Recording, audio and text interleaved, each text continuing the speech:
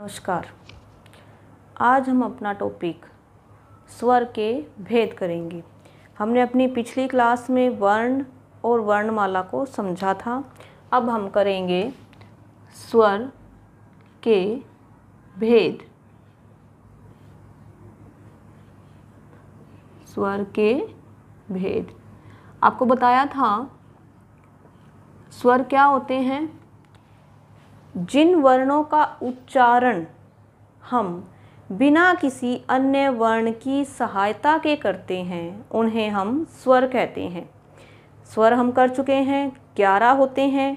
मूल स्वर 4 होते हैं, 2 हमने अयोगवा में रखे हैं, अंग और ए। बाकी 7 स्वर हमारे हैं वो हमारे दीर्घ स्वर में आते हैं।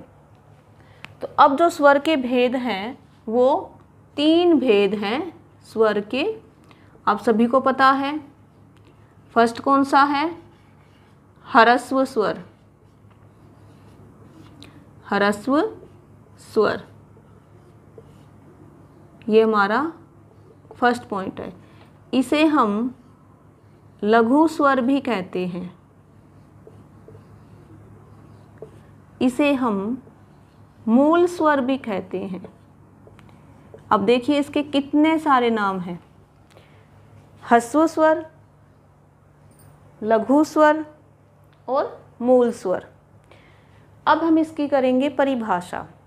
ह्रस्व स्वर जिन वर्णों के उच्चारण में, उच्चारण यानी कि बोलने में, बोलते समय जो समय लगता है वो, कि इनके उच्चारण में सबसे कम समय लगता है, इसलिए हम इन्हें ह्रस्व स्वर कहते हैं। कि जब हम इनका उच्चारण करते हैं ना तो सबसे कम जो बाकी वर्णों के उच्चारण में हम समय लेते हैं उससे भी बहुत ही कम समय लगता है।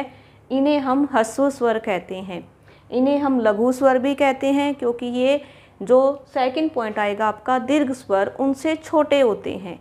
इन्हें हम मूल स्वर भी कहते हैं क्योंकि जन्म से उत्पत्ति के आधार पर जब से हमारे पास ये आए हैं कि ऐसे के ऐसे हैं, सबसे पहले ये 4 वर्ण हमारे पास आए थे, उसके बाद इनके योग से संधि करके हमने बाकी स्वरों को इनमें से निकाला है। अब ये 4 स्वर कौन से हमारे? ए, ई, उ, री। ये जो 4 हैं ये हमारे मूल स्वर हैं।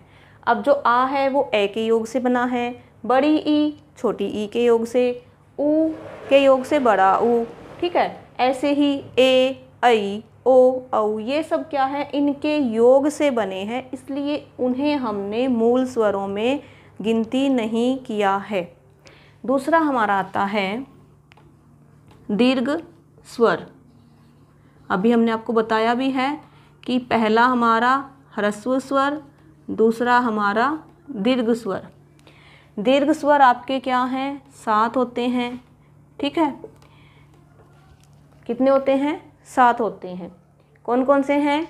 आ, बड़ी ई, बड़ा उ, ए, ऐ, ओ, औ। इन्हें हमने दीर्घ स्वर कहा है। इसकी परिभाषा क्या है कि जिन वर्णों के उच्चारण में ह्रस्व स्वर से दुगुना, यानी कि इन 4 से दुगुना समय लगता है बोलने में, उन्हें हम दीर्घ स्वर की श्रेणी में रखते हैं। जो हमारे पास कितने हैं? 7 हैं। इन्हें हम क्या है? गुरु स्वर भी कहते हैं। बड़ा, क्योंकि क्या है? लघु का मतलब होता है छोटा और गुरु का मतलब होता है बड़ा, कि ये छोटे हैं और उनसे ये वाले बड़े हैं, तो उसे हम दीर्घ स्वर के साथ साथ हम उसको गुरु स्वर भी कहते हैं। तीसरा हमारा आता है प्लुत स्वर। प्लुत स्वर इनका प्रयोग जो है वो हम ज़्यादातर तो संस्कृत भाषा में करते हैं। जब हम भगवान को पुकारने के लिए या किसी को पुकारने के लिए लंबा अपना साउंड करते हैं, आवाज़ को थोड़ा लंबा खींचते हैं, तब हम प्लुत स्वर का यूज़ करते हैं। तो इसकी परिभाषा ये है कि जब हम जिन वर्णों के उच्चारण में ह्रस्व स्वर से तिगुना, ध्यान रखिएगा, दीर्घ स्वर में दुगुना और प्लुत स्वर में 3 गुना समय जब हम लेते हैं तो उसे हम प्लुत स्वर कहते हैं।